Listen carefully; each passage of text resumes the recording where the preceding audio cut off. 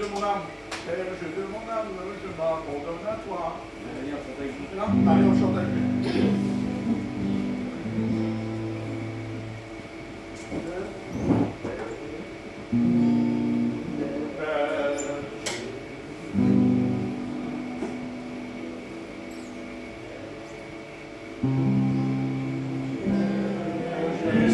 Voilà, celui-là est bon.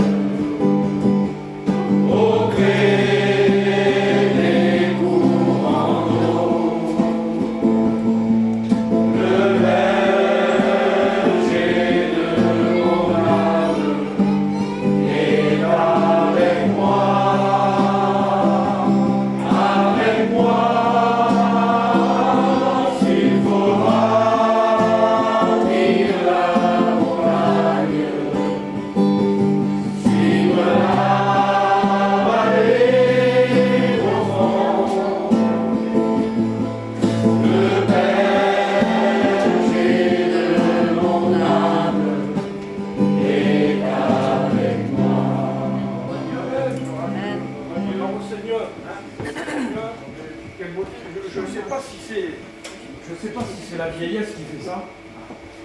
Parce que je commence à être vieux, j'ai 48 ans. Je ne sais pas si c'est la vieillesse qui fait ça. Bon, ça fait déjà longtemps que ça me le fait. Bon, j'examine les cantiques. J'écoute les cantiques, là. J'écoute les cantiques, là. Hein. S'il faut gravir la montagne, ou s'il faut passer dans la vallée profonde. Ça veut dire qu'en haut de la montagne, alléluia. Béni soit le Seigneur, il est avec nous. Béni soit le Seigneur, il est avec nous en haut de la montagne. Hein. On n'est pas content quand on est en haut de la montagne. Alléluia. Mais dans la vallée profonde, c'est un peu plus dur, c'est un peu plus difficile, c'est un peu plus corsé, on va dire. Hein.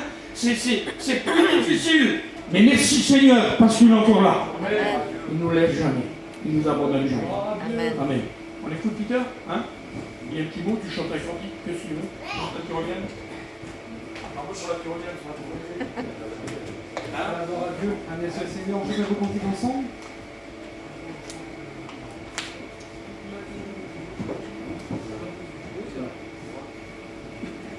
Alors chantez vos cantiques ensemble à la gloire de Dieu.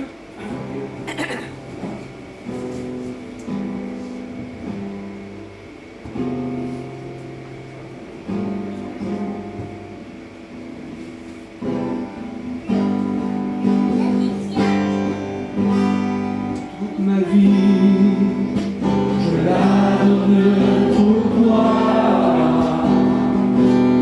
Toute ma vie, au pied de la croix.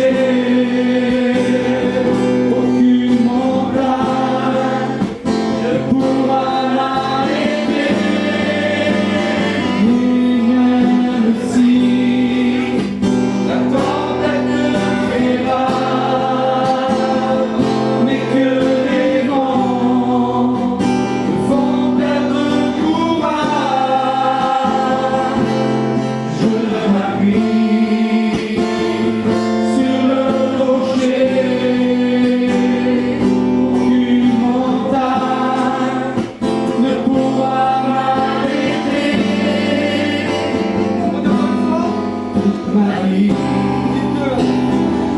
Faites une belle chorale pour Dieu.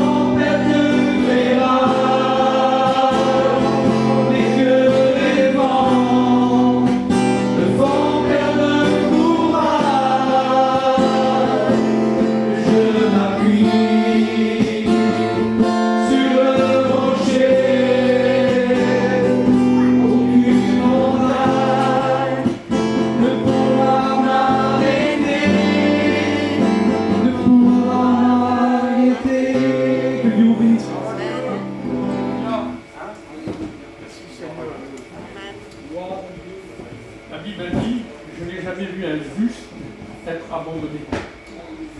Je n'ai jamais vu un juste être abandonné. Nous avons été justifiés en Jésus-Christ. Et nous ne serons jamais abandonnés. Et ce que j'aime ce matin, c'est que même si on y arriverait ici ce matin avec un découragement dans notre vie, même si on serait là ce matin avec pas envie d'être là, mais qu'on y vient quand même, qu'on dit Seigneur, je viens quand même, parce que j'ai besoin de toi, j'ai besoin que tu fasses quelque chose.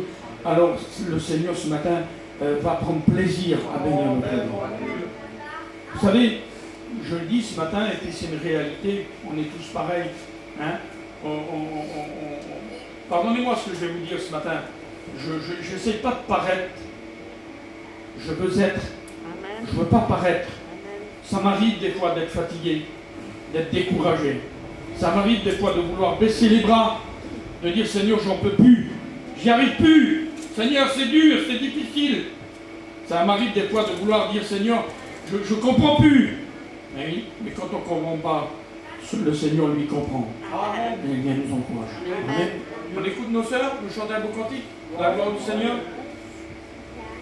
Allez les sœurs, allez les sœurs.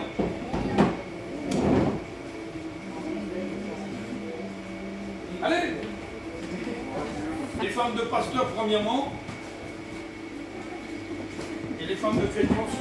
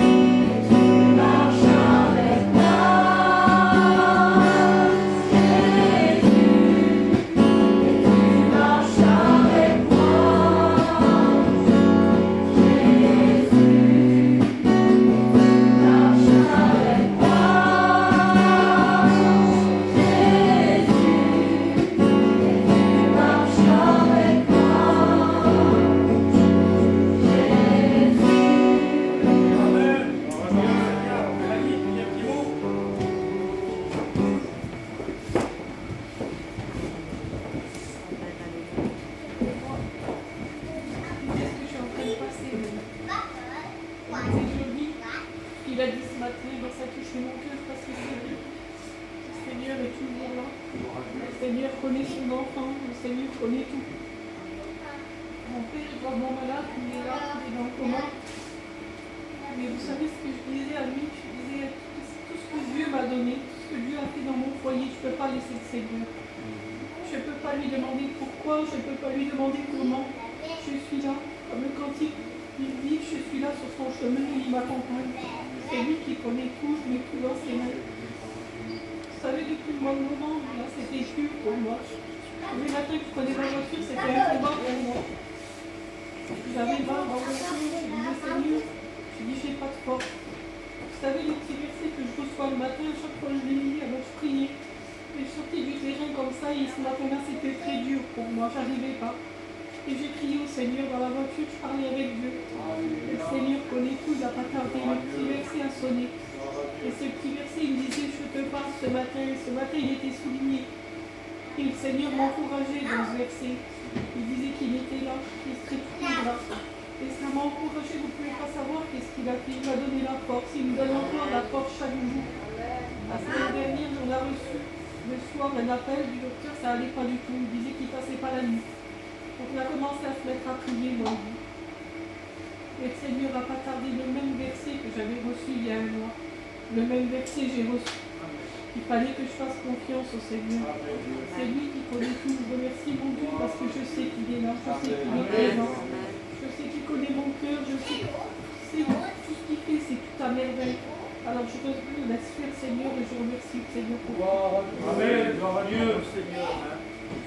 Vous savez, j'aime ça, j'aime comme ça ce matin parce que je sais que Mélanie a dit, le Johnny, il disait, je pense que, et je le dis de tout mon cœur avec, non pas fausse humilité ce matin, je pense pas que c'est Johnny qui le dit.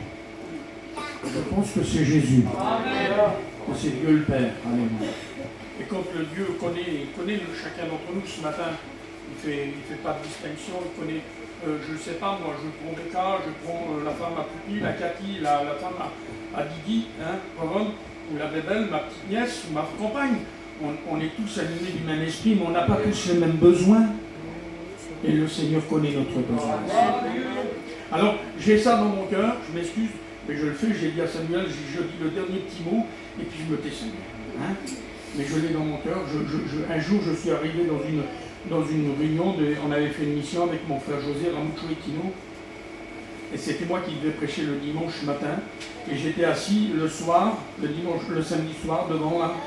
Et voilà, j'avais préparé, on se prépare, j'avais préparé mon message. Je ne dis pas ça pour toi, Samuel, tu as préparé, il faut garder. Et j'avais préparé mon message, et puis je me suis assis là. Et devant moi, voilà le bouquet de fleurs, le même que celui-là, mais voilà le bouquet de fleurs, voilà le vase. Bon, enfin, une merveille, 550 € le bouquet de fleurs, tellement qu'il était beau. Et mon esprit capté sur le bouquet de fleurs. Mon esprit, elle était captée dessus, là. Et puis, toute la soirée, sur le... Et j'ai dit, Seigneur, pourquoi que mon esprit, elle est captée là-dessus? J'ai écouté, là. Mais mon esprit, et puis, voilà, ça s'est fait. J'ai été me coucher le soir, on avait dormi à l'hôtel. Et le lendemain matin, elle est revenue à la réunion. C'est moi qui prêchais, j'avais préparé le message carré, avec les ongles, et encore devant le bon bouquet de fleurs. Et puis d'un seul coup, il y a le frère qui chantait, il a fait ça. Il a juste fait ça, devant moi. Et là, le Saint-Esprit, il m'a dit, je veux que tu prêches là-dessus. Et ce matin, je voudrais dire ça. Écoutez, et devant Dieu que c'est vrai. Regarde, ça peut venir avec ce qu'on a eu ce matin. Je ne suis pas le garçon, moi, je m'excuse de dire ça. Je ne suis pas le garçon. C'est rare quand elle reçoit des fleurs de ma part. Un Laetitia. C'est rare. Jamais, quoi. À part, admettons, je me souviens, tiens, hop, voilà un bouquet de fleurs. Ou alors qu'il est en promotion. Et ce matin, j'ai passé le bon qui marchait là. Il répond à ballon. Hop. Je ne fais pas ça, non. Je me suis arrêté. Et j'ai vu là ma petite marchande de fleurs. J'ai dit, regarde le mimosa, t'en veux? Hop, je me suis arrêté. Elle dit, oui, j'en veux. J'ai été prendre un petit paquet de mimosa. Là. Vous avez vu le mimosa? Excusez-moi de dire ça. Le mimosa, c'est plutôt en mettant, oh là là, ça nous rappelle le midi. La chaleur, ça nous rappelle. C'est pas beau le mimosa. C'est des petites boules jaunes avec des feuilles vertes, c'est pas beau. Mais ça nous rappelle le midi. Oh là là là là là, c'est beau. On va le mettre dans le camping, on va se prendre en midi, mais on a Lyon. On a. Puis ce matin, je pensais à ça. Le mimosa, il n'est pas beau, mais il a une odeur. Il sent bon. Il est quelque chose qui sent bon. Il est vrai. Ce que j'ai acheté ce matin, c'est du vrai. Puis là, j'étais là ce matin, je regardais ça. Ça, c'est beau. Excuse-moi, ma soeur, hein, je ne sais pas si c'est toi qui l'as mis. Je ne sais pas qui c'est qui l'a mis. C'est nous, on va dire. C'est l'église. Voilà. C'est beau, mon Dieu, il n'y a pas plus beau. Il vaut au moins 70, 80 euros, si ce n'est pas plus. Le bouquet de fleurs, là. Mais ça sent rien. C'est beau, mais ça n'a pas d'odeur. C'est du factice. C'est de l'imitation. Ce matin, nous, on n'est pas des imitations. On est du mimosa qui sent bon. On est des chrétiens qui sentent bon. On est des enfants de Dieu qui sentent bon. Alléluia. Nous sommes des enfants de Dieu qui sentent. On ne veut pas. Et puis ça peut arriver dans notre cœur d'avoir du factice. Mais de dire, Seigneur, non, j'en veux pas de factice. Viens, je veux sentir ton odeur. Vous savez qu'on doit sentir l'odeur de Christ. On doit sentir l'odeur de Christ. Alors, je ne sais pas moi, mais des fois, ça m'arrive de sentir l'odeur de la colère, des nerfs. Je veux l'enlever, je veux sentir l'odeur de Christ. Amen. Amen. Allez, on chante le dernier cantique, Samuel. Ou je parle encore. Non, non. Je vais dire à Wani qui vient de chanter le dernier cantique. Hein? Et là, les frères, si vous voulez. Allez. Viens, Peter, viens, venez tous ensemble avec moi. Viens, tu vas chanter, tu ne vas pas chanter. Allez, viens. Aujourd'hui, nous voulons faire.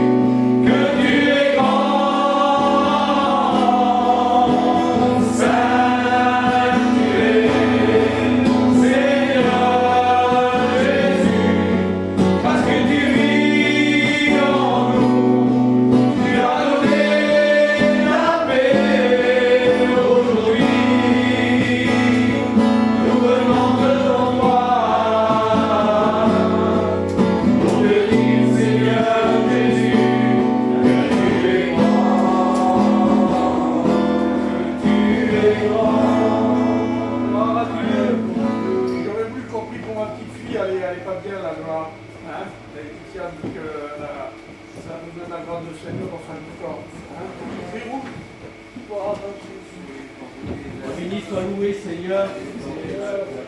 Et les bons d'être dans ta présence, Seigneur. Alors, combien nous voulons présenter ceux qui pleurent, Seigneur, ceux qui sont malades. Nous voulons les amener devant toi ce matin. Tu vois la petite fille, Seigneur, à Johnny. Nous l'amenons devant toi. Tu vois le petit de mon frère aussi. Tu vois avec cette maladie, Seigneur. Nous voulons l'amener aussi devant toi. Tu vois mon frère, Seigneur, qui te sert. Seigneur, enlève-lui tout souci. Puisse crois réellement, Seigneur, que tu es celui qui peut bénir, guérir, Seigneur. Alors nous te disons merci d'avance parce que nous savons que tu vas l'accomplir, Seigneur. Que ton nom soit béni. Merci Seigneur ce matin, tout ce qu'on a écouté. Je vous souhaite à tous une bonne année. Je ne vous ai pas vu. Avec ce virus, on n'arrive pas bien à avancer comme on voudrait nous. N'écoute pas. Oui, après je parle un peu fort, mais c'est pas grave le micro. Voilà, je disais que tout ce qui arrive aujourd'hui, c'est comme ça, c'est Dieu qui a prévu ça dans son plan. On ne peut pas demander à Dieu pourquoi et le comment. Aujourd'hui, on est comme ça. Le principal, c'est que l'Église reste au diapason de la parole. Ce matin, je voudrais que, sans aller plus loin, avant de rentrer dans le message de la parole du Seigneur, je voudrais que Rouge et que David me présentent devant le Seigneur. Priez aussi pour moi, l'Église. J'ai besoin de vos prières. Que le Seigneur vous bénisse. Seigneur, combien je présente ton serviteur devant toi. À combien déjà, Seigneur, nous voulons présenter nos cœurs devant toi. À combien nous voulons chasser toute mauvaise pensée, Seigneur, toute chose du dehors. Nous ne voulons pas s'arrêter dans le lieu saint, mais nous voulons rentrer dans le lieu très saint. C'est où que tu parlais à ton serviteur, où que tu parlais à ton peuple, Seigneur. Alors nous voulons rentrer dans le lieu saint, et nous ne voulons pas avoir les pensées autour de nous, Seigneur, mais nous voulons penser à toi. Nous voulons réellement que tu nous parles ce matin. Toi, ton serviteur que tu as choisi, nous le savons, Seigneur, que tu vas servir de sa bouche pour parler. Alors nous voulons avoir nos cœurs disposés, nous ne voulons pas avoir le dehors, Seigneur. Mais Seigneur, nous voulons s'approcher de toi. Nous voulons, Seigneur, être bénis de toi. Parce que Seigneur, c'est notre préparation à nous-mêmes déjà pour être bénis, Seigneur. Alors je veux être béni ce matin. Je veux écouter ta parole. Nous voulons écouter ta parole. Je te dis merci ce matin. Merci pour ta bonté. Amen. Nous voulons bénir son nom ce matin, Seigneur. Rendre grâce à l'agneau de Dieu ce matin pour sa bonté et son amour qu'il a pour nous. Merci d'être dans ce lieu ce matin, Seigneur. Merci de pouvoir être ici, élever la voix devant toi, de présenter tout ce qui sera fait encore, ta parole qui va toucher encore nos cœurs, qui va relever ce matin, parce qu'elle n'est jamais annoncée sans avoir fait son effet dans nos cœurs. Alors ton messager, Seigneur, que tu as choisi ce matin, aujourd'hui, Seigneur, sers-toi de lui. Seigneur, que tes paroles viennent de notre cœur ce matin, parce que nous avons besoin de la parole de Dieu. Qu'elle inonde nos cœurs, nos âmes, et qu'elle nous fait du bien ce matin. Merci, merci pour tout ce que tu as préparé d'avance pour nous. Seigneur, on n'a plus qu'à se servir ce matin. Tout est devant nous. Alors merci, Seigneur. Amen. Amen. Gloire à Dieu. J'étais un peu en train de parler avec Johnny quand il chantait. Il me demandait s'il pouvait parler, parce qu'on se connaît. Et moi je disais, c'est pas grave. Il me regardait, j'ai dit, t'as peur de moi? Parce que on te dit tout le temps, arrête de parler. Mais c'est entre nous, et le Seigneur connaît nos cœurs. Mais il m'a dit quelque chose. Il me dit, si tu prêches pas sur le berger, pas normal. Parce qu'il a été dit que le berger, dans la vallée, il a été chanté le berger. Et je réfléchissais, je dis non, je ne vais pas prêcher sur le nom berger. Mais aujourd'hui, je veux prêcher, vous allez comprendre, sur le chemin, la vérité, la vie, Emmanuel, le Fils de Dieu, le Christ, le Fils du charpentier. Parce que Jésus portait beaucoup de noms. Et il s'appelait aussi le berger. Et aujourd'hui, si on dit le chemin, vous savez que c'est le berger. Alors quand on dit, on parle d'un nom, on peut prêcher sur un nom. Aujourd'hui, le berger est là, et le Fils du charpentier est là, et Jésus le Christ, c'est aujourd'hui au milieu de nous. C'est lui qui va nous bénir, c'est lui qui veut bénir l'Église ce matin. Et je prêchais, j'ai fait un culte à Grenoble, et j'ai fait un culte à Dessines. Et je prêchais, et avant même que les frères m'appellent, il y avait un mot sur mon cœur à chaque fois. Et le Seigneur pourvoyait déjà au message. Et j'étais en train de prêcher à Grenoble, et je prêchais sur l'Église doit rester attachée à la parole. Et être attachée à la parole, alors je prenais un exemple de Marthe et Marie, et j'ai prêché sur le caractère de Marthe et Marie, que Marie écoutait mais n'était pas attachée, et Marie était au pied de Jésus, elle était attachée à la parole. Je ne vais pas vous expliquer le message, mais le Saint-Esprit mettait dans mon cœur de prêcher être attaché à la parole, et plus que jamais, l'Église doit être attachée à la parole ce matin. Il y a les semaines qui passent, il y a mon oncle qui m'appelle à Dessines pour le culte, mais le Seigneur connaissait déjà ma fatigue et les problèmes qu'on est en train de passer.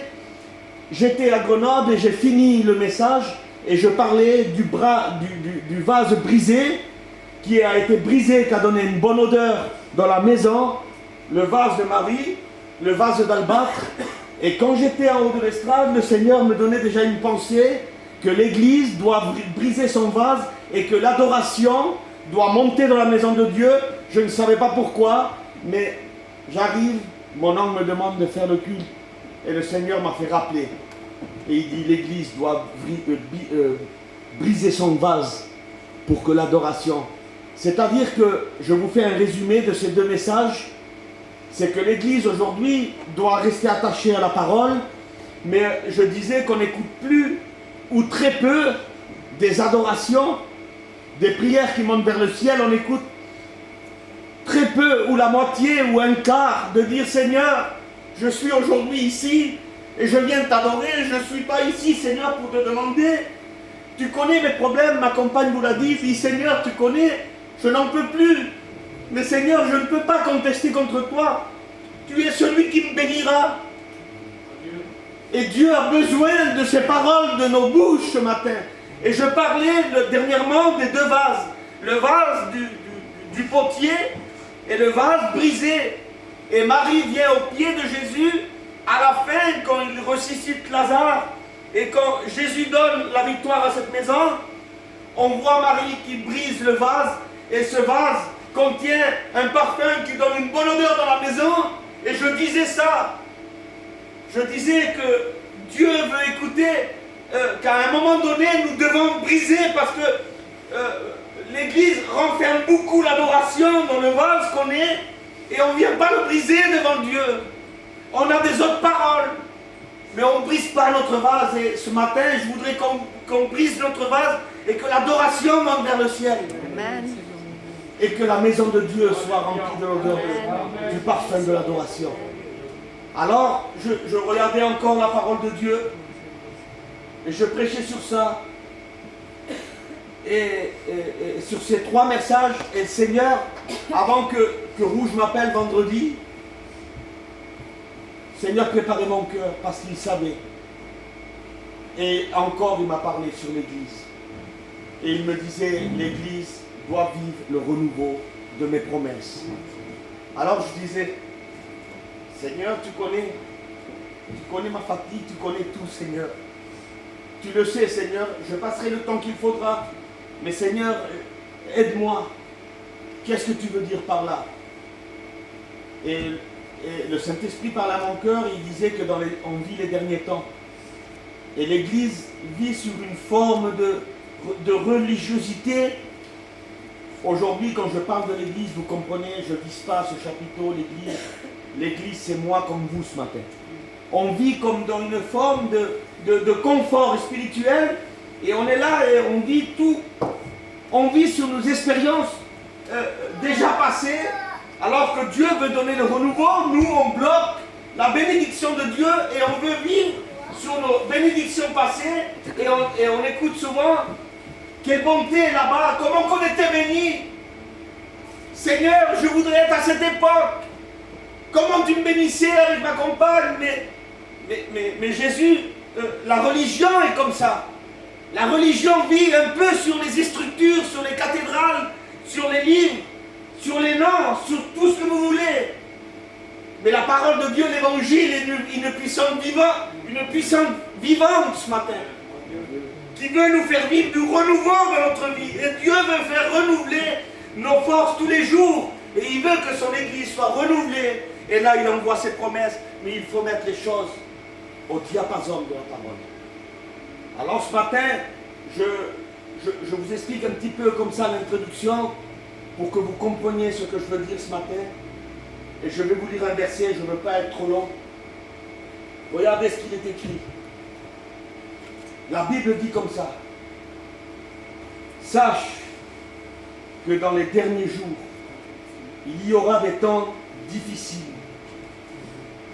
Et quand je regardais ce verset, aujourd'hui, pour nous, le temps difficile, peut-être, c'est comme ma compagne vous a dit, mon père est à l'hôpital, déjà qu'il a la maladie, il a attrapé le Covid, il est au coma, il nous annonce des mauvaises nouvelles. Très difficile. On a des moments difficiles, mais ce n'est rien comparé à l'Église qui a commencé dans les Actes des Apôtres. Ce n'est rien à côté de l'Église qui a commencé et qu'elle est venue dans nos temps à nous. Ça fait quelque temps encore en arrière, il décapitait les gens. Il tuait celui qui voulait louer Dieu. Alors on dirait, mais pourquoi Seigneur, tu dis dans les derniers temps, ça sera des moments difficiles, alors que les premiers étaient encore plus difficiles que nos derniers. Et je ne comprenais pas ce que le Seigneur voulait dire à travers ce verset. Pourquoi Seigneur, ceux qui se faisaient décapiter? Pourquoi Seigneur, ceux qui se faisaient manger par les lions? Pourquoi ceux qui étaient emprisonnés? Pourquoi ceux qui se faisaient enlever leurs enfants? Ce n'était pas des moments difficiles pour eux. Parce que tu dis que c'est dans les derniers temps les moments difficiles.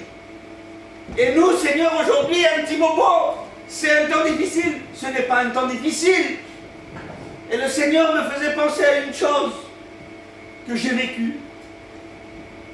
J'ai passé des moments très difficiles. Mais je n'ai pas passé des moments difficiles dans la chair, vous comprenez? Je gagnais ma vie.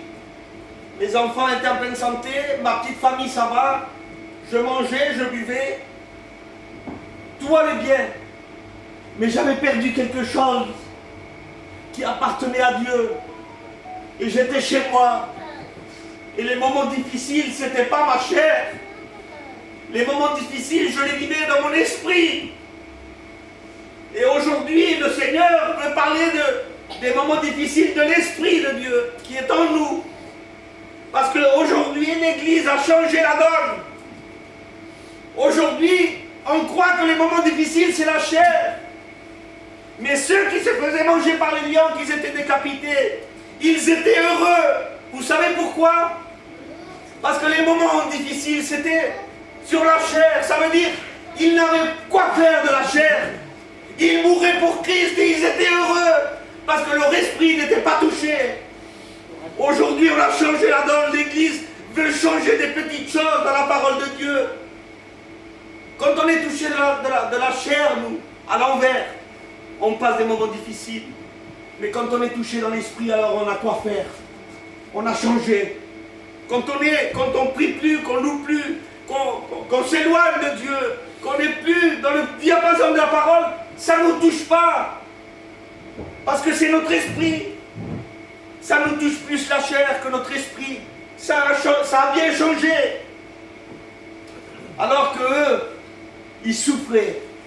Mais ils devaient se dire, c'est pas grave, Seigneur. C'est pas grave, ma chère Seigneur. Je meurs pour toi. Vous comprenez? Et aujourd'hui, on devrait dire, c'est pas grave, la chair. Seigneur, c'est pas grave. Je ne veux pas que mon esprit soit touché. Mais l'Église est en train de changer des petites doctrines, sans le faire exprès. On est en train de changer la parole. On est en train de plus s'attacher aux bases qui sont la parole. Et nous sommes touchés dans notre esprit, on est tout seul. Et au lieu de demander à Dieu qu'il nous bénisse, on allume la télé. Au lieu d'aller à la réunion, parce qu'on a des combats, des luttes, on n'en peut plus. Au lieu de venir voir les serviteurs, alors on se met là-bas et on réfléchit. Et on donne des comptes à Dieu. Alors on a quoi faire de notre esprit? C'est plutôt quand on est touché à la chair. Et c'est pour ça que c'est en train de changer. Mais regardez ce qu'il dit la parole, je ne veux pas rentrer trop dans les détails, c'est trop long. Par contre, je meurs de chaud. Je rentre dans un petit thème qui est là.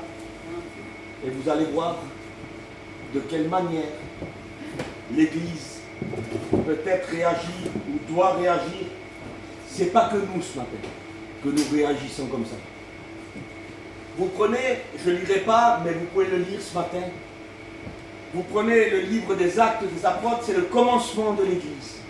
Il y avait là que quelques apôtres, il y avait 11 apôtres qui étaient le commencement avec quelques femmes qui étaient là, environ le nombre de 120, qui était l'Église, le commencement de l'Église. Vous prenez Acte 1 et chapitre 4 et vous le verrez. À un moment donné, la Bible dit que dans les évangiles, vous prenez les 3 évangiles, les 4 évangiles, avant les Actes des apôtres, Jésus est mort, il a souffert, il a donné l'exemple à l'Église, qui allait devenir l'Église, ce n'était pas encore l'Église, il donne l'exemple d'aller jusqu'à la croix, souffert dans sa chair, pour avoir la victoire, de donner à l'Église l'Esprit de Dieu, et mourir pour nous ce matin. Il donne cet exemple. Et il meurt. La Bible dit qu'il y a les actes des apôtres. Et voici que les actes des apôtres s'ouvrent. Et c'est le commencement de l'Église. Et je veux rentrer dans ce message ce matin. L'Église est là. Ils sont découragés. Ils n'ont plus personne. Leur seul point de repère, c'était Jésus-Christ, qui est mort à la croix, enseveli. Mais la Bible dit que Jésus ressuscite, il reste 40 jours avec eux. Pourquoi? Pourquoi, Seigneur, tu fais ça? Tu es mort, ressuscité, part au ciel. Mais Jésus savait que l'homme est fragile, que l'homme ne sait pas où aller sans Jésus, sans le berger, sans le Christ. Alors il se trouvait là, et la Bible dit que, vous le lirez, Jésus, après avoir souffert, il se met avec les apôtres, qui sont l'Église à ce moment-là, et il leur donne, la Bible dit, une recommandation. Et ce matin, la recommandation, c'est pour l'Église ce matin. Il y a une recommandation pour toi ce matin. Il y a une recommandation pour moi ce matin. Il continue, Jésus, à leur dire comme ça. Il dit, je vous recommande de rester à Jérusalem. Alors je me disais, pourquoi Seigneur tu leur recommandes de ne pas s'éloigner de Jérusalem? Pourquoi? Parce que Jésus, à Jérusalem, allait envoyer ses promesses, parce qu'il le dit dans le chapitre 6, dans le verset 6, il dit comme ça. Parce que c'est là que vous allez recevoir les promesses venant du Père. Et ce matin, peut-être que toi, tu as décidé de t'éloigner de Jérusalem ce matin. Alors je comparerai Jérusalem à la parole ce matin, au berger, à Emmanuel, à celui qui nous a donné la vie, celui qui s'est donné en sacrifice pour nous. Et peut-être que toi, avec les recommandations que Christ t'a données, tu as décidé de t'éloigner de Jérusalem. Tu as pris une mauvaise décision, parce que si Jésus donne une recommandation, c'est que les disciples, les apôtres, allaient s'éloigner. Et Jésus leur donne cette recommandation. Il dit, ne vous éloignez pas de Jérusalem, parce que c'est là que je vais envoyer mes promesses.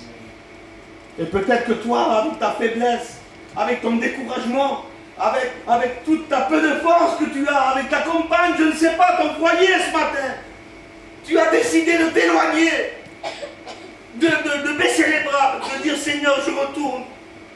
Seigneur, je ne veux plus. Seigneur, je veux m'éloigner de Jérusalem. Mais ce matin, voici le message pour l'Église qui tu es ce matin. Voici le message qui est pour moi ce matin. Ne vous éloignez pas de Jérusalem. Surtout, ne vous éloignez pas de la base qui est la parole de Dieu. Alors la Bible dit que ça va un petit peu plus loin. Et voici que les disciples ne comprennent pas ce que Jésus veut dire. Et peut-être que c'est ta position, tu ne comprends pas ce que Jésus veut te dire. Tu ne comprends pas ce que Jésus te fait passer. Tu veux discuter avec Dieu. Et voici que les disciples vont discuter avec Jésus. Sinon, ils ne savent pas, eux. Et peut-être tu es ignorant des choses. Peut-être tu ne t'attaches pas assez à la parole. Tu es en train de t'éloigner de Jérusalem ce matin. Alors ils leur disent comme ça. Jésus, vous le lisez, chapitre toujours 1, verset 8, quelque chose comme ça. Il dit, Seigneur, c'est à ce moment-là alors que tu rétabliras le royaume. Ils veulent savoir, ils veulent des questions de Jésus. Ils veulent une réponse parce qu'ils sont en train de se retrouver tout seuls. L'Église va naître et ils sont en train de se retrouver tout seuls, alors ils veulent savoir. Et peut-être que tu veux savoir des questions ce matin. Et Jésus va leur donner une réponse qui va les brusquer, qui va peut-être encore leur faire plus de peine. Et peut-être que pour toi, la parole ce matin te fait du mal. Peut-être que Jésus ne te donne pas la question que tu veux avoir ce matin. Peut-être que tu t'es dit, si j'ai une prophétie ce matin qui me dit, comme ça, telle chose, je ne rentre pas dans les détails, telle chose, telle chose, telle chose, alors Seigneur, je prendrai la victoire. Tu veux faire parler Jésus? Et Jésus leur dit comme ça, il dit, ce n'est pas à vous de savoir ni le jour ni l'heure. Ça veut dire que Jésus, au lieu de leur dire, écoutez, n'ayez pas peur, le royaume va être établi, mais ils voulaient peut-être écouter ça, mais dans leur découragement, et peut-être dans ton découragement, tu ne veux pas écouter la parole que je suis en train d'apporter ce matin. Parce que Jésus te brusque en te disant, ce n'est pas à toi de savoir. Ce n'est pas à toi de me donner des ordres. Ce n'est pas à toi de me dire quoi te dire ce matin. Surtout, je te donne une recommandation. Ne t'éloigne pas de Jérusalem. Ne me demande pas le pourquoi et le comment. Ne t'éloigne pas de Jérusalem. Parce que je vais envoyer les promesses pour toi ce matin. Tu es l'église ce matin. Je suis l'église.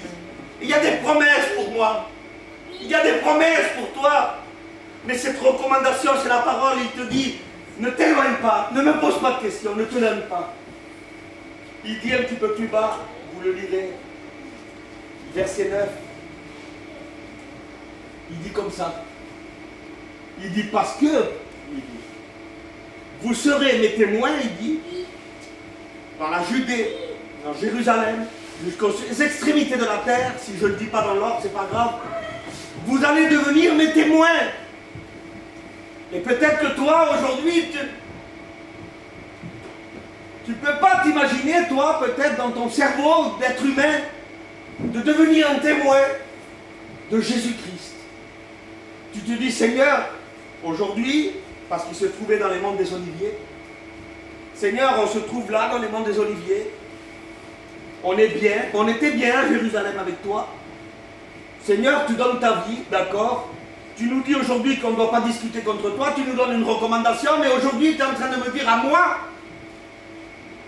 qui suis petit, à moi qui ne paye pas de mine, à moi qui suis rien du tout, Seigneur, tu me dis que je dois être ton témoin, d'accord, Seigneur, dans la Judée, d'accord, dans Jérusalem, d'accord, autour de chez moi, pas de problème, Seigneur. Mais Seigneur, tu es en train de me dire que je dois être ton témoin jusqu'aux extrémités de la terre.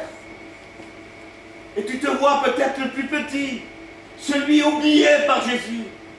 Avec tous tes problèmes, tes difficultés, tu te vois oublié, celui qui est dans le petit coin, mais le Seigneur te dit, Église. Et l'église, ce n'est pas le chapiteau ce matin. L'église, c'est moi, c'est vous.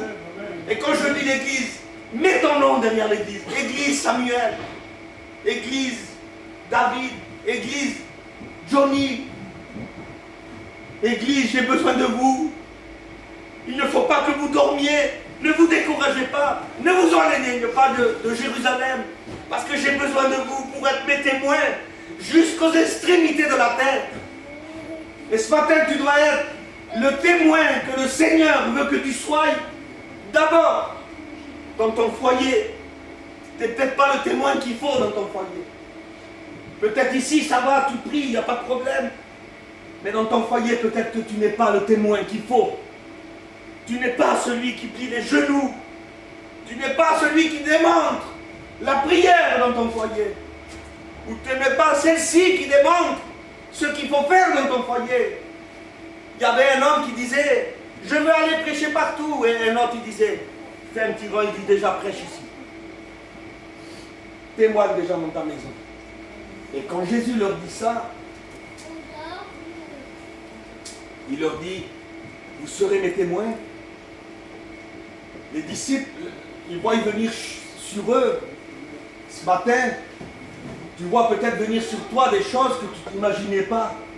Et Jésus est en train de te parler d'une manière que tu ne comprends pas. Un petit peu plus loin, vous le lirez au chapitre 10 environ, 11. La Bible dit comme ça. Il y a une chose qui va se passer. À ce moment-là, quand Jésus leur dit que ça va être leur témoin, au chapitre 11 à peu près, il va leur dire une chose. Il est avec eux dans le mont des Oliviers. Et le mont des Oliviers, c'est... Alors je regardais un petit peu, la montagne, c'est être près de Dieu. C'est être à hauteur, près de Dieu. Et l'olivier, c'est le symbole de la paix. Alors, ils étaient près de Dieu, dans la paix de Jésus, ça allait. Mais voici que la Bible dit, vous le lirez, que Jésus, à leurs yeux, à eux, ils étaient en conversation avec Jésus. La Bible dit qu'une nuée le déroba. Et il regarde vers le ciel. Et il reste avec le regard vers le ciel. Et peut-être pour toi, tu as vécu ce moment de paix. Tu as vécu ce moment de montagne avec Jésus. Tu étais près de lui, il te parlait. Tu étais à ses côtés. Tu vivais bien, mais voici qu'à un moment donné, on dirait que Jésus est parti. Et toi, tu es en train de regarder au ciel ce matin en disant, Seigneur, tu es où ce matin? Tu m'as laissé, Seigneur, ce matin. Tu es où? Tu as disparu de ma vie, de ma maison ce matin. Il semblerait que des fois, Jésus, il disparaît de nos maisons. Et nos prières n'ont plus rien à faire. Vous pouvez prier comme vous voulez. Vous pouvez faire ce que vous voulez. Vous connaissez ces moments. Vous direz que nos prières, on a juste la force de regarder vers le ciel. Et c'est peut-être les seules forces qui te restent. Tu regardes vers le ciel. Mais je dis merci au Seigneur que tu regardes vers le ciel. Parce que regardez ce qui va se passer. Là, c'est un peu le côté négatif. Pas le côté négatif, c'est un peu le côté dur du message. C'est peut-être ta vie. Et là, tu te trouves comme ça, une position de dire, Seigneur, comme t'es Seigneur, pourquoi tu m'as laissé à moi? Pourquoi, Seigneur? Pourquoi? Qu'est-ce que j'ai fait, Seigneur? Et la Bible dit que Dieu envoie 2 hommes vêtus de bleu. Dieu ne laissera jamais l'homme seul, sans enseignement, sans bénédiction. Dieu ne laissera jamais l'Église sans ses promesses, sans les renouvellements. Dieu ne laissera jamais. Et j'aimerais te dire que tu dois te plier à la parole et ne pas t'éloigner de Jérusalem. Reste dans l'enseignement de Jésus. Et aujourd'hui, si tes regards sont vers le ciel, alors tu dois dire, Seigneur, envoie-moi moi aussi, Seigneur, s'il te plaît. 2 hommes vêtus de blanc, ça veut dire que Dieu envoie 2 anges pour leur dire une chose. Et je regardais la parole de Dieu, je ne veux pas être trop long ce matin.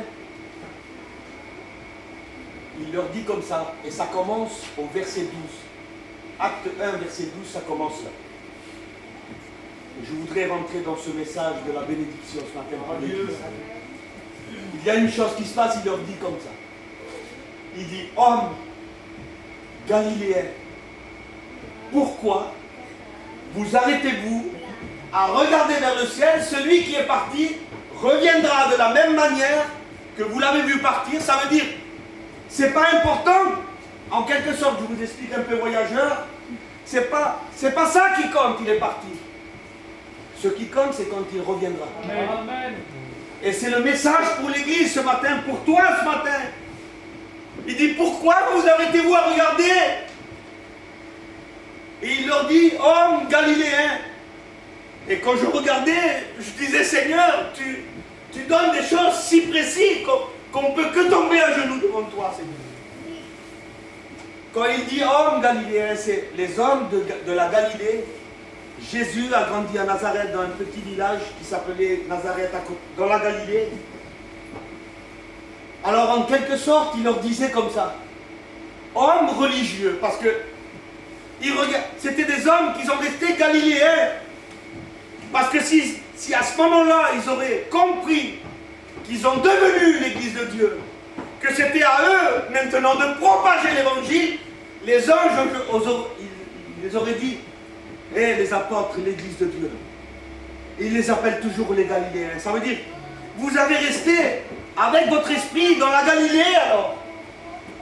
Vous restez avec l'esprit de la Galilée. Aujourd'hui, ça a changé.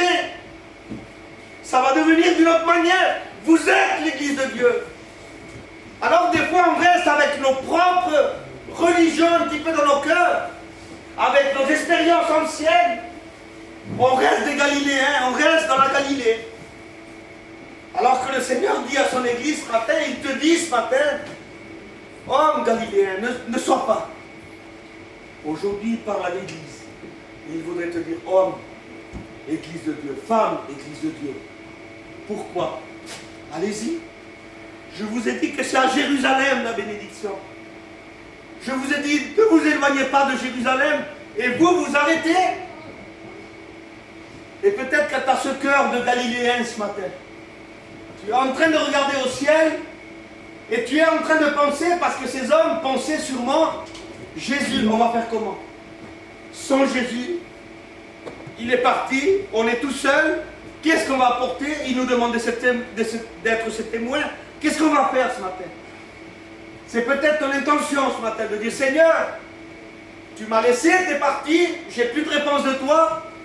Seigneur, tu me donnes une recommandation, je ne suis pas capable de la faire. Seigneur, aujourd'hui, tu me donnes des réponses que je ne veux pas entendre. Mais alors, je veux me souvenir, Seigneur. J'étais celui qui était en Galilée avec toi. J'ai vu tes miracles. J'ai vu qui tu étais, Seigneur. Alors, je vais rester avec ça. Mais l'évangile, c'est du renouveau ce matin. Tu ne peux pas rester avec tes expériences d'avant, s'il te plaît. Il ne faut pas que tu restes avec tes expériences du Galiléen. Et là, il commence à comprendre. Parce que quand le Seigneur parle, normalement, l'Église doit comprendre et doit agir. Et la Bible dit dans le verset 12, et vous le lirez, qu'il commence à comprendre. Et il commence à aller vers Jérusalem. Ils ont compris. Ils ont compris la recommandation, ils ont compris que c'était l'Église, ils ont compris qu'ils ne doivent pas rester les Galiléens qu'ils étaient, mais que c'est à eux maintenant d'apporter l'Évangile. C'est à eux d'aller en avant. C'est à eux de prendre les promesses de Dieu. Et ce matin, c'est à toi d'aller en avant. C'est à toi d'aller chercher les promesses. C'est pour toi ces promesses. Et toi, tu restes à regarder le ciel. Tu viens en réunion. Tu demandes à Dieu, tu fais les 1000 et une chose. J'allais dire comme ça. Je m'excuse. J'allais dire, je m'excuse, je ne dis pas ça.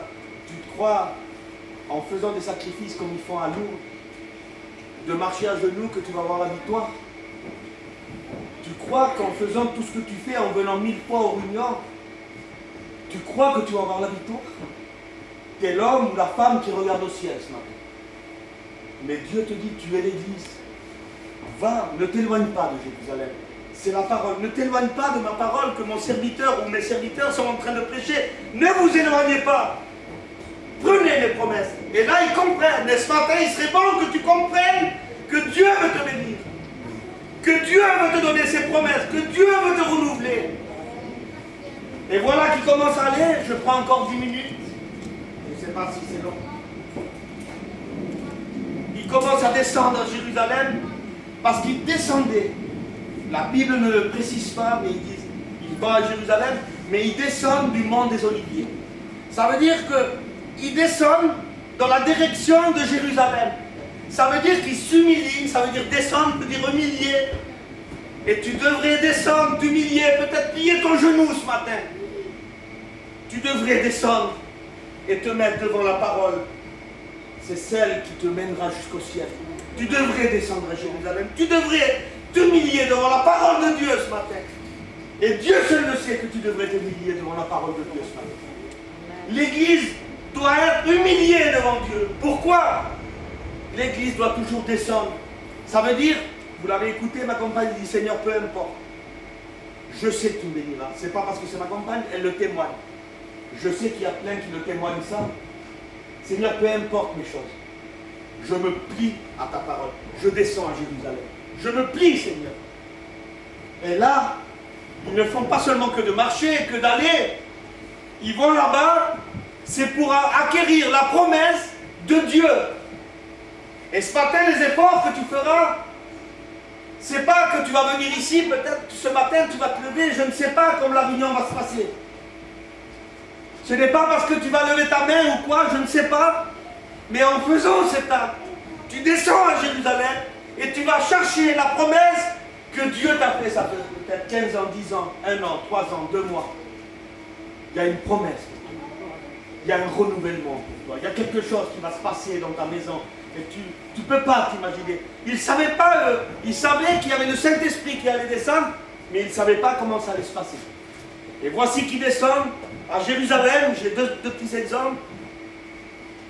Et quand ils descendent à Jérusalem, vous le verrez, toujours acte 1, verset 12, un petit peu en avant.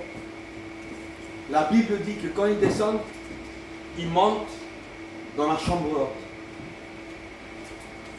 où ils se tenaient d'habitude. Ils n'ont pas fait quelque chose d'extraordinaire. Ils ont monté dans une chambre haute qu'ils avaient l'habitude d'y aller. Ils ont fait seulement les recommandations de Jésus.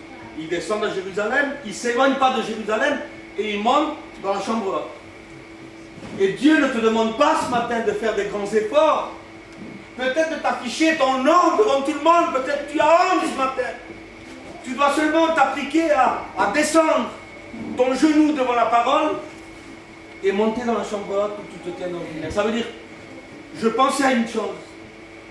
Quand il monte dans la chambre haute, la Bible dit que quand tu veux dire quelque chose, je vous l'explique simplement, quand tu as un besoin personnel, quand tu dois demander quelque chose au Seigneur de personnel, entre dans ta chambre, ferme la porte, et Dieu, qui te connaît dans le secret, te donnera le besoin que tu as dans ton cœur. Et je regardais une chose, et le Seigneur touchait mon cœur. Quand il rentre, environ 120 personnes avec les apôtres, il entre dans la chambre, il rentre comme une seule personne. Parce que c'est l'Église qui rentre. Il n'y avait pas 120 personnes, on n'est pas ici 40 personnes. On est une seule personne, un corps. Et nous devons rentrer dans cette chambre. Ensemble. On ne doit pas avoir le regard de l'un à l'autre pour juger, non. Celui qui veut la victoire, on ne doit pas le regarder avec un regard de dire, mais bon, encore il se lève une fois de plus, c'est pas grave, lève-toi. C'est peut-être celle-ci là. On doit rentrer ensemble. Ensemble, nous devons fermer la porte. Et ensemble, le Seigneur connaît notre problème. Notre problème particulier, mais on est un corps. Nous sommes l'Église. Quand il rentre dans la chambre, il ferme sûrement la porte. Je termine.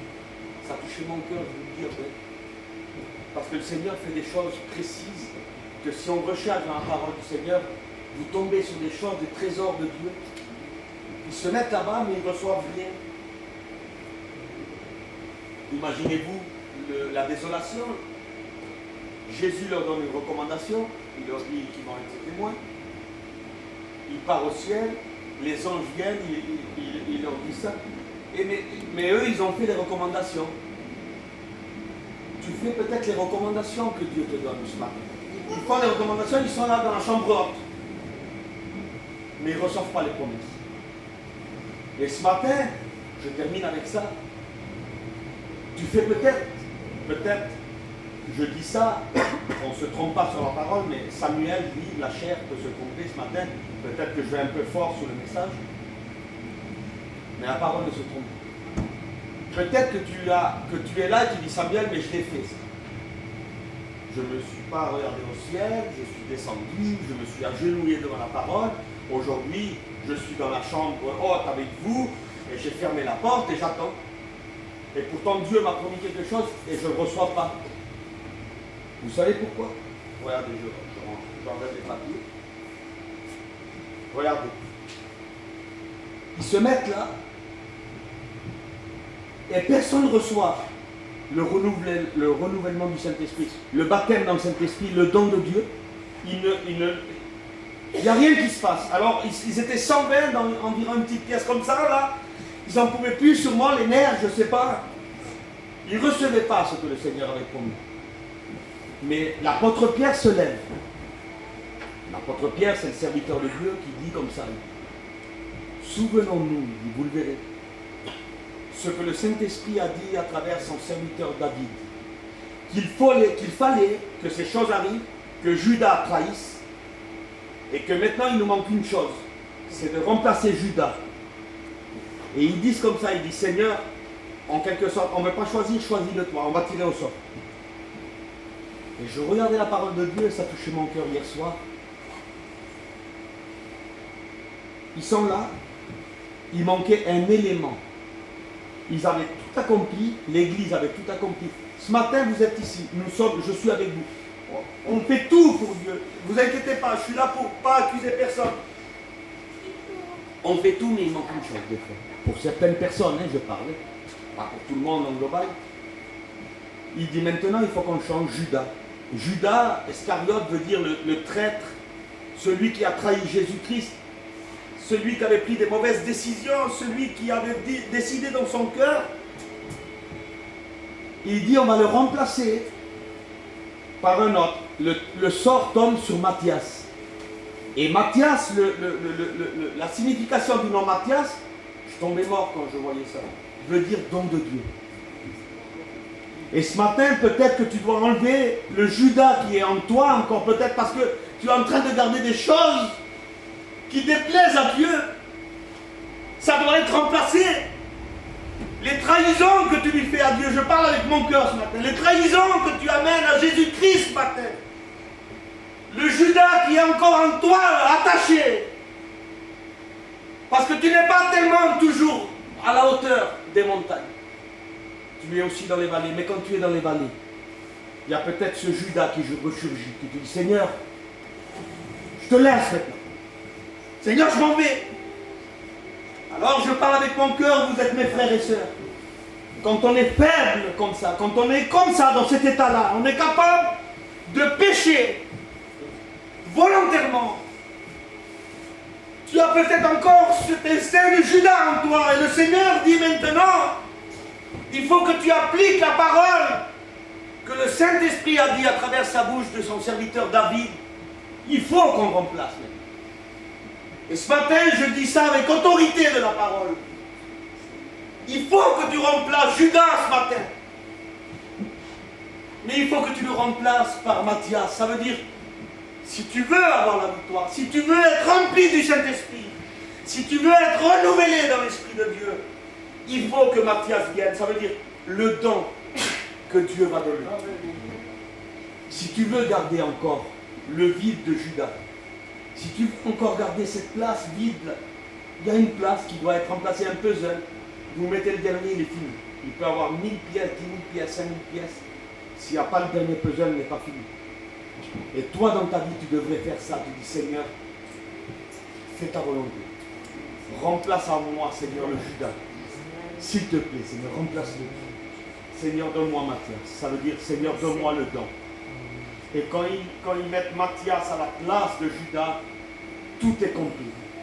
Tout est complet. Et quand on met la parole de Dieu en pratique, que tu acceptes ce que je te dis ce matin ou des autres serviteurs, si tu acceptes ce que je suis en train de te dire, tout est en place.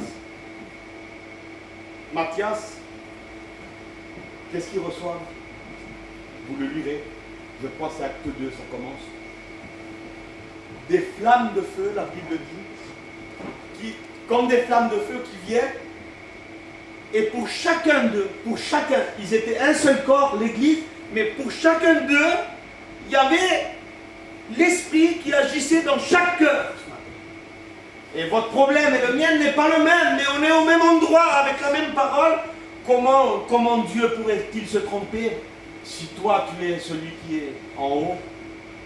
Ça va avec Dieu. Comment Dieu pourrait te parler de la même manière que celui qui fait pas n'importe quoi, mais qui fait un peu sa vie comme il veut? Dieu n'est pas injuste. Et Dieu envoie l'Esprit de Dieu pour chacun. Et chacun parlait dans une langue étrangère, à leur manière, ils disaient des merveilles de Dieu. Ça veut dire que ce matin, je termine, si tu mets tout en place, si tu ne t'éloignes pas de Jérusalem, si tu mets les ordonnances de Dieu en pratique, si ce matin tu enlèves Judas et tu laisses venir Matthias, le don de Dieu, tu vas recevoir quelque chose de particulier pour toi ce matin. Peut-être que tu n'es pas baptisé dans le Saint-Esprit ce matin. Et tu as besoin d'être baptisé dans le Saint-Esprit parce que d'être baptisé dans le Saint-Esprit, c'est d'avoir l'onction de Dieu. Et avoir ce baptême dans le Saint-Esprit, ça veut dire que l'Esprit de Dieu te dirigera. L'Esprit de Dieu te préservera. Ça veut dire que tu prennes ce que le Seigneur t'a promis ce matin. Il faut que tu laisses entrer le don de Dieu dans ta vie. Et ça, c'est les promesses de Dieu ce matin pour toi. C'est de cette promesse que Jésus parlait. Il dit, ne vous éloignez pas de Jérusalem, mais attendez les promesses que le Père vous a données. Et ce matin, je ne sais pas comment tu les attends. Peut-être tu les attends avec ta faiblesse. Je ne connais pas, je ne sais pas le caractère de tout le monde qui était là. Mais il y en avait plus faibles que d'autres, mais ils attendaient tous une seule chose, c'était les promesses de Dieu. Et ce matin, moi, j'attends des promesses de Dieu. Ma compagne attend des promesses de Dieu. Et toi, tu dois attendre des promesses de Dieu. Il te les a promis, il va te les donner. Mais mets de l'ordre dans ta vie, mets la parole dans ta vie ce matin. Je voudrais qu'on prie, Seigneur. Je voudrais que tu pries, Seigneur.